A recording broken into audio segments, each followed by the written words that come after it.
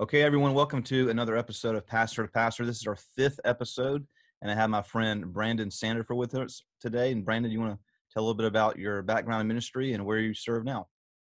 Sure, Charlie. So I am serving at Pineview Baptist Church in West Columbia, South Carolina. Came here in 2007, and so in July, in a matter of a few weeks, it'll be 13 years. Awesome. So this is your first pastorate right out of seminary, right? I think we graduated. I graduated in 2006. You graduated from Southern about the same time? 2007 The from year after. the Southern Baptist Theological. That's right. The Southern Baptist. Yeah, all the Southern guys love to kind of get that in there, right? A little bit. That's right, man. And you had gone to North Greenville for college, correct? Yes, I did. I finished there in 2003 and went to Southern probably I took a year off and then entered to do an MDiv at Southern. Okay. Yep. Okay, good. And we might have some internet issues, but we'll just trot along if we have it.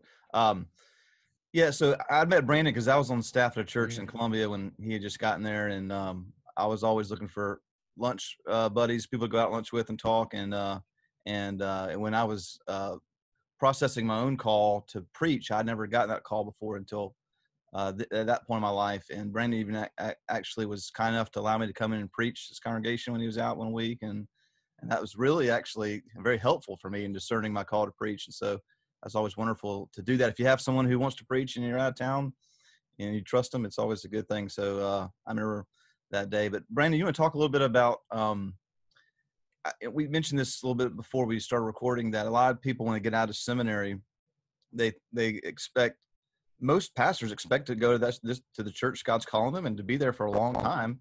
And very rarely does that happen, but you have now been there 13 years. So can you talk a little bit about how you've grown as a pastor in those times, and also some, I don't want to say tips, but just some wisdom you can give people to really get through that first 3 or 4 years, get through that next little phase as well that'll come, and then how to flourish, long term. Sure. Yeah. Well, I would say in terms of, in my situation, God was just very gracious in, I came into a context where there had been a lot of pastoral transitions. The previous pastor to me coming had been here 18 months, and then they had a 4-year interim. And so they had so much transition in the history of the church that they really were eager to have a younger pastor, to be patient. At least the mindset was a desire to be patient and let a young pastor have a chance. And so anyway, I was blessed to enter into that situation where they were tired of transition and were really wanting a younger pastor.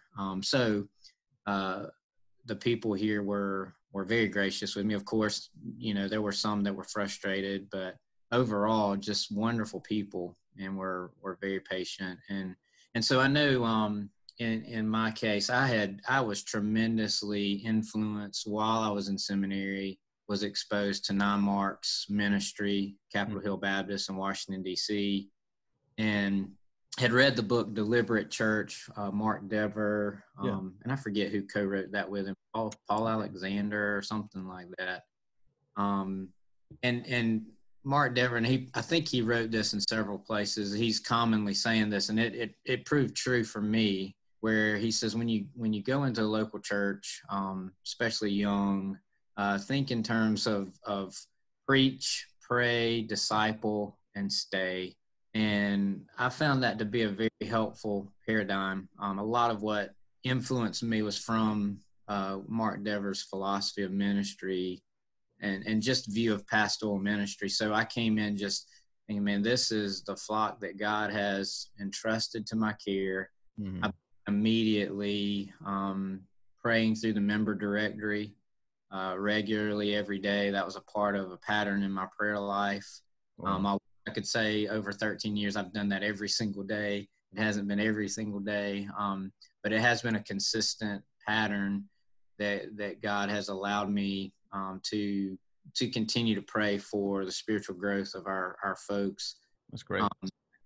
Preaching the word, they were not as accustomed to expository preaching. It was the first experience they had of that regularly. And at first, I don't know if they fully understood, but over time, you could just sense, man, they may not have, it may not have clicked like instantly, but I would hear from people when they would go maybe to visit family, and they would come back and they'd been in a church where maybe it was a little more topical. Not that topical is bad at times, but maybe it was a place where expository preaching was not the norm. And hearing that, they would come back and say, wow, there is a difference. And it was, they had gotten a taste of what just letting the text speak and be applied to their lives through the preaching of the word. And so the preaching aspect, and in fact, in leading my first 5 years, I didn't make any major changes. There's one exception to that if you wanted to know, we can talk about that, but yeah, didn't change much. I just preached the word, and it was amazing through preaching the word and then praying about issues that I saw that I really desired to see become more biblical and to change. I mean, God, and I'm not being silly with this, but I mean, God really did move through that, and people were open to the word, and God changed their hearts, and things did begin to change. And so preaching, praying, made some relationships with some older men in the congregation, and we would meet periodically. It would be for a biscuit at Bojangles, and it wouldn't be anything formal of necessarily an open Bible study, but it would be discussing the sermon. It would be discussing the life of the church and what is the church about. It would just be everyday conversation, making relationships. That my goal was to disciple some men in our church to grow up and be mature, faithful followers of Jesus, and through that affect their families and the life of the church. And so through all of those things, God enabled this opportunity to be here now 13 years. And so very thankful. God has done that. And, I wish I could say we've had explosive numerical growth. We've not, but we have grown.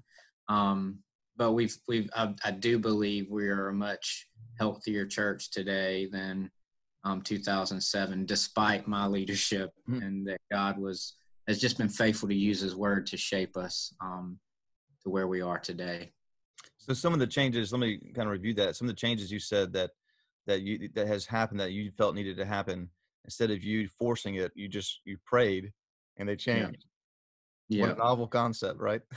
Yeah. So in some of those changes were simple things like music wise, music wasn't bad. We had a great brother that was leading our music ministry at that time, and it wasn't that the music was bad. It was just sometimes we had too much music compared to not allowing as much time for the preaching of the word. And so a young pastor think, man, I want to preach, word is what we need. We don't need to be singing all these songs, and anyway, over time, that didn't end up being a fight or anything. It was people wanted to hear the word. And so people in certain positions were saying, hey, I'm not going to do what I've been doing to allow more time for the word. And so over time, God just did that. And then bigger changes over time. Yeah. I had been convinced biblically of a plurality of elder leadership while in seminary. And I knew that most Southern Baptist churches were not going to be on the same page in terms of what that meant, and unless they were like where I was. I used to not be, but then I saw it biblically and heard of it historically, and seen it in practice in congregational setting, and just saw the benefit of it. And so I went in thinking that's like a 20-year goal. Yeah. But over time, just the preaching of the word and people hearing it and seeing it. Yes, there were. I don't at all want to make it sound like, hey, you don't have to make some leadership decisions, because you do as a pastor. You've got to lead. You've got to have courage and all those things. But God enabled. Probably, I think I had been here 7 years, and the conversation regarding elders began, and And by 2016, we had begun, after writing bylaws and constitution, all that, we had begun practicing plurality of eldership. So now, so you went from was it a deacon led or a council led situation prior, or what was it like? it probably would have been defined deacon led. However, these were some wonderful men. None of them They were basically elders, essentially, is what you're saying. they were, but Yeah. none of them felt it was their job to tell me what to do or to run the church. They really had a servant mentality. They just had never been exposed to those different categories of office and role, and so thankfully they were godly men. So it was easy to work with them as we were striving to be more biblical. So how many lay elders do you have? So presently we have 3, and they're just godly men. One of them has been in the church since the church started in 1975. Godly man, has had an impact on my life from the beginning of my time here. And then the other 2 elders are younger than he is. One of them has been in the church longer than me. I think he came 2 years prior to my arrival in 2007. And then our other elder is a very godly man who came to our church in 2011. And so we've been blessed, and we are, while we're smaller in number, God has blessed us here. We've got several men, younger men now, that I do believe could be elders in the years to come. So now, the elders you have now, were they formerly deacons and you kind of transitioned them into that role because of the teaching aspect, being able to teach, right? Each of them served as deacons in the past, and so it was kind of, that was the experience they gained in that role, and over time it just became clear they have pastoral qualities. And the neat thing, as of course pastoring a Baptist church, being Baptist, we believe in congregational governance, and we're a congregational church, and so part of that is we believe in the new covenant. The Spirit is in all of God's people, and so they're able to make decisions. And so when it came time to appoint elders, we had formed by the church, they have formed an elder selection team. Mm-hmm. The elder selection team really just presented it to the congregation to receive nominations from them that we then would examine, biblically qualified. But the neat thing was our church had become healthier in terms of membership and understanding regenerate church membership. And so our membership really was led by the Spirit. And so when it came time to nominate the first elders, it was interesting when we sat down as the elder selection team and looked at those nominations. It was the exact men that we had already kind of in our mind thought, hey, these men would meet. It was amazing to think about. So. Awesome. Great. And it says my connection's unstable. I might try to see if I can hop on to a different one here real quick. All right. Are you with me? Okay. It might be on my end. Okay. Maybe that'll help. That's really cool. I know that's encouraging to a lot of young guys or who feel convictionally in a way, and maybe they go to church and maybe the church leadership feels that way, but you always have, I mean, as good as well as I know, you're not going to please everybody. Leadership's not about pleasing everyone. It's about doing what you feel led to do. And hopefully if it's of God, the people also will support that. And so that's really encouraging to hear. And so you still have deacons, and so what kind of ministries do they do? So our deacon ministry, that is one thing I would say when we did transition to elders, I have not led as well in reestablishing our deacon ministry in a consistent manner. Okay. It's kind of been a fluid situation according to the gifts of, which that's not bad, but it's been according to the gifting of the men. Presently we have men. We've had the conversation as a church, and this goes into a whole nother category, Charlie. So yeah, I understand. that's fine. I knew it But was coming. yeah, but understanding, the role of Yeah. pastor being limited to men does open the door of the possibility, depending on one's interpretation, and there's grace there of That's right. if Timothy left or Paul left room and Timothy for the office of deacon consisting of women. Yeah. And in our conversations as a church, we haven't gone there yet, but our elders, we've discussed the possibilities of that. But presently we have men serving as deacon, and they have all served kind of in ways that they've been gifted. However, at times they've all had to pick up and just do things. And so they're focused more on ministry task of just making sure the building's unlocked, making sure air is running. If there's problems and issues with buildings, they take care of that. They manage ushers, they manage, just physical aspects of our gathering together. They've helped meet ministry needs when they come up, and frees the elders up to be focused on, the ministry of the word and prayer. However, in a church our size, we all pitch in different ways, so Yeah.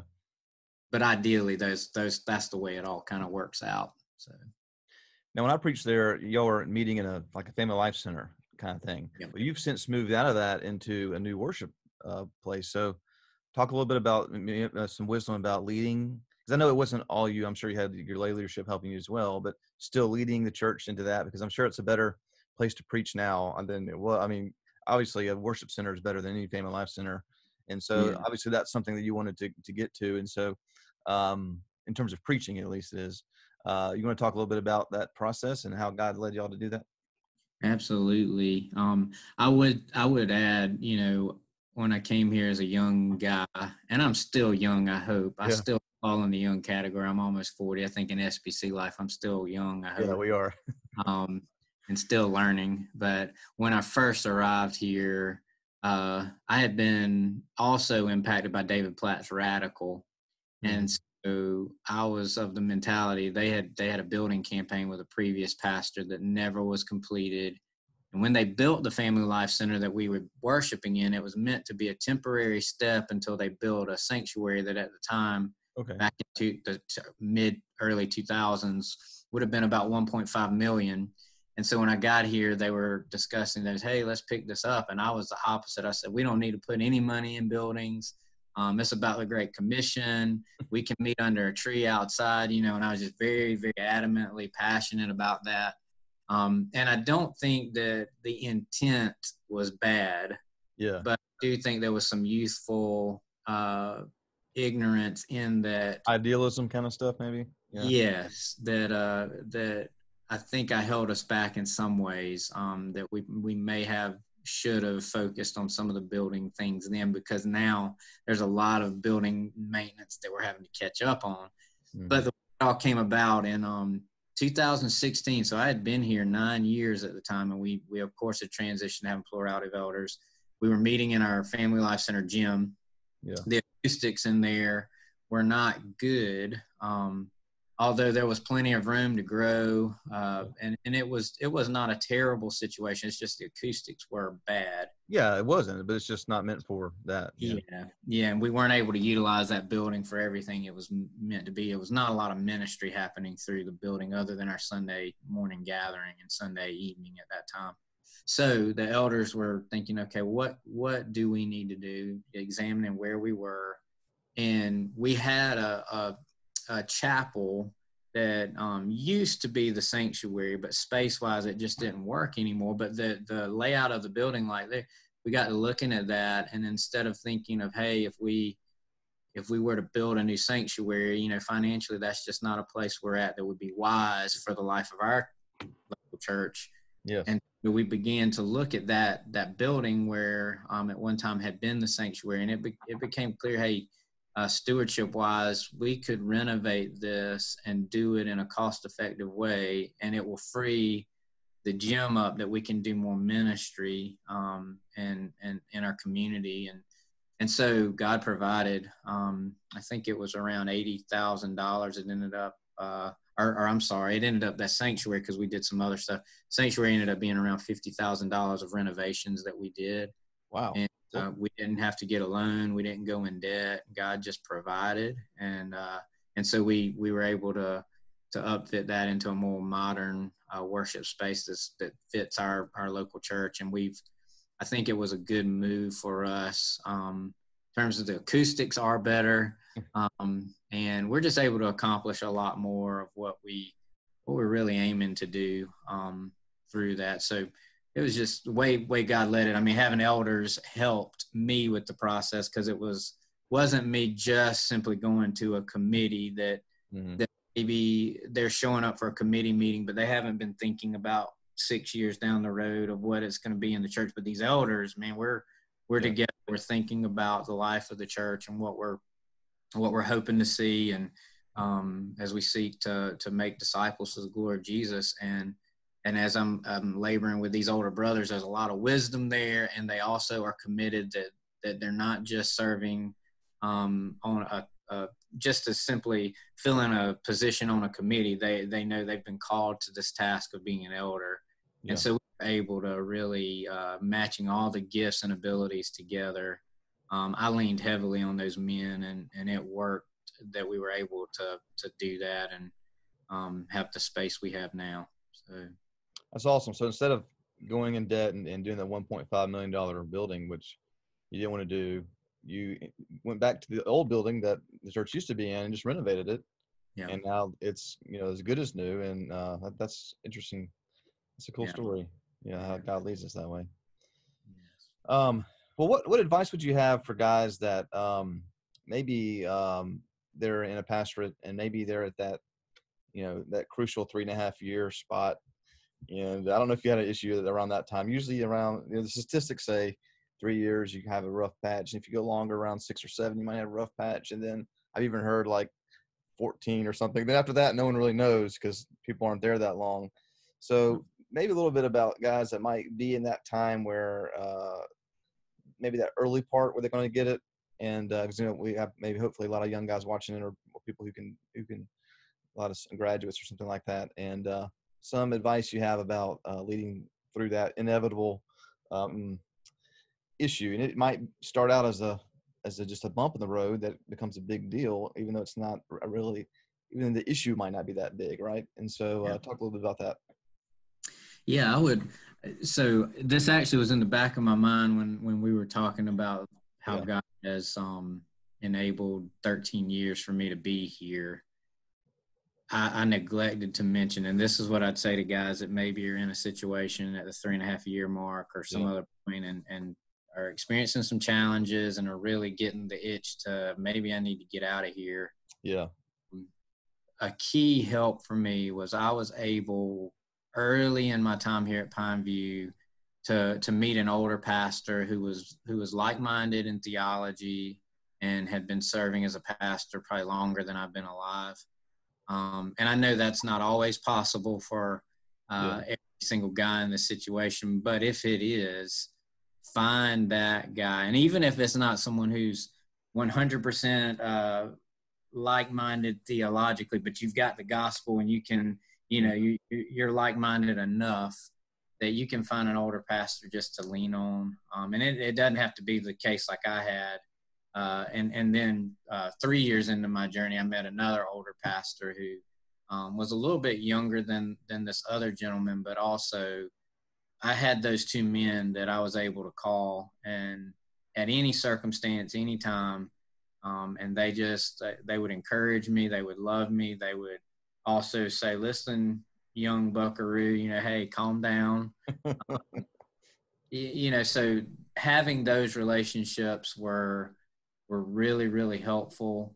And those were also, also accompanied by friendships of other like-minded brothers. The things that's, Charlie, you and I being a part of the South Carolina Baptist Convention, and it looks different in the different areas of the state, but some associations are stronger than others. I've had the opportunity of being here long enough that I've seen God bring so many like-minded brothers to our association and just relationships I established early on.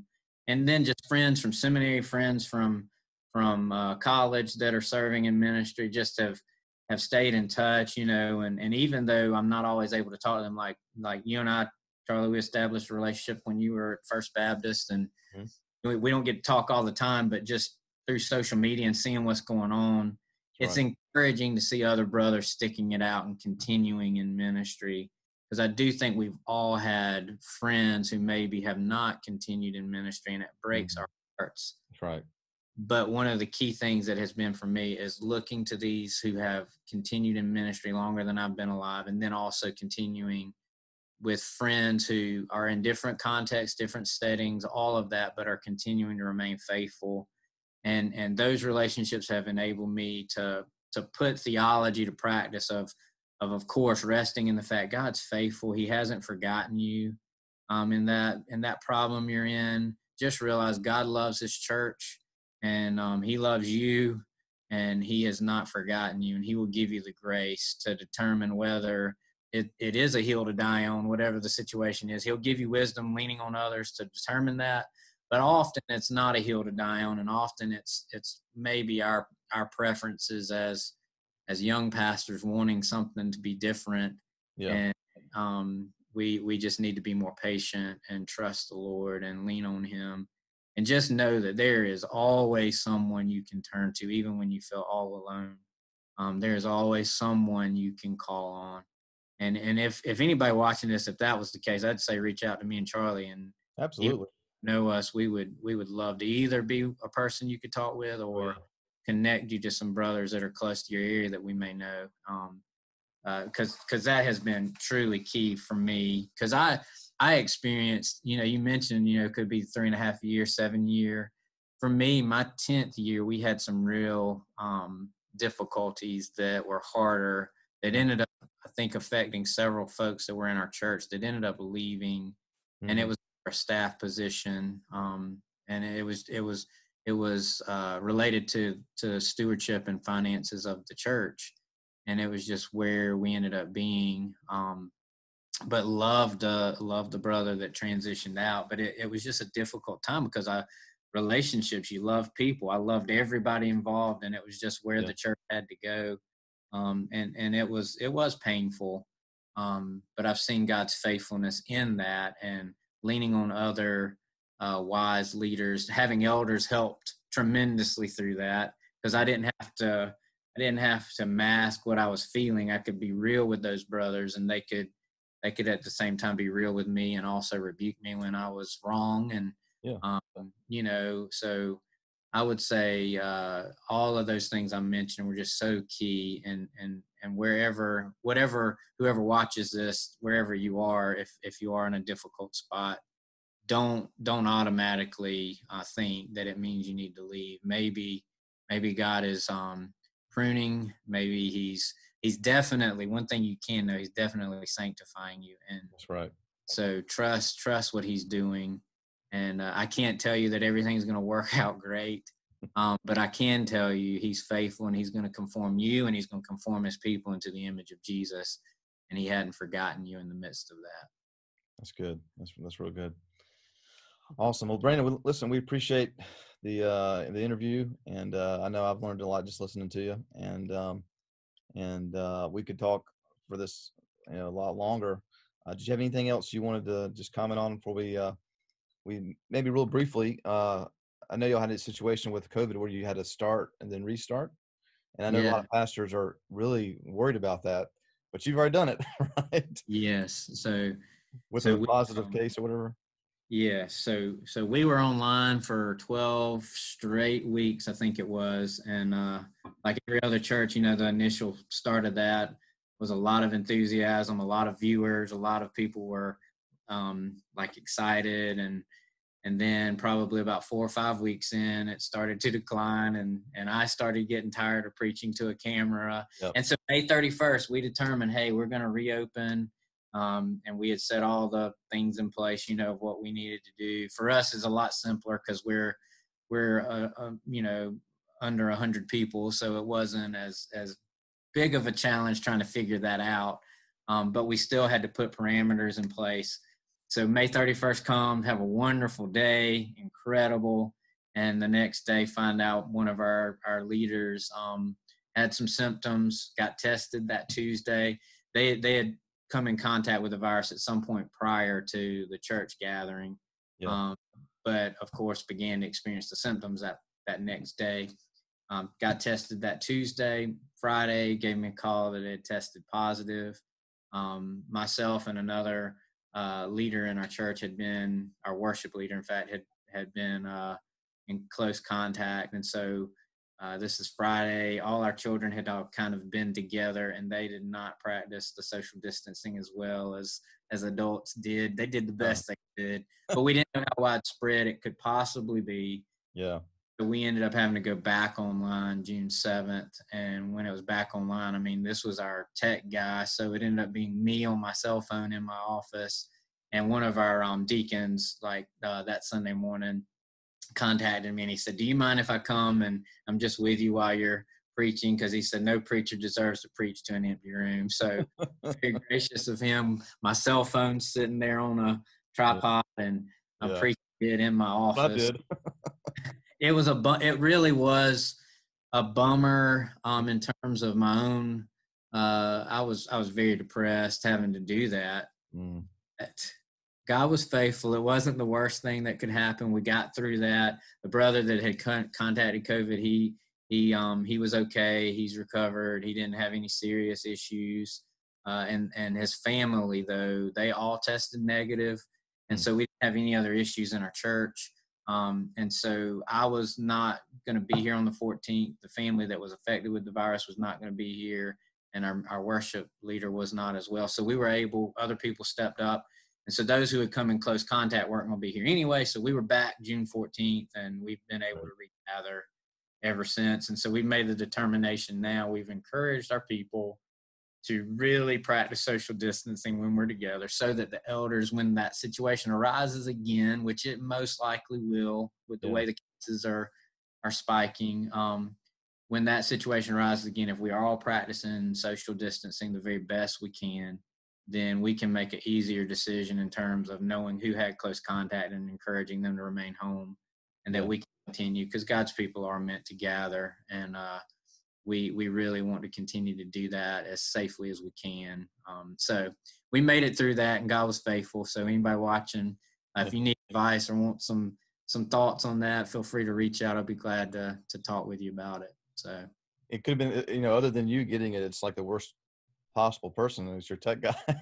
Yes, it was. He's a great brother, and so we were really bummed and thankful. Though he was not. He didn't have many symptoms other than that. He had a fever and a sore throat, and he ended up losing some taste and smell. But thankfully he was okay. So wow. All right, Brandon. Well, listen, we appreciate it again, and hope y'all watching this video have learned a lot and it's helpful for you. And like Brandon said, if you are going through a tough patch, either one of us would love to talk to you. Reach out to us, and we will see you again next week.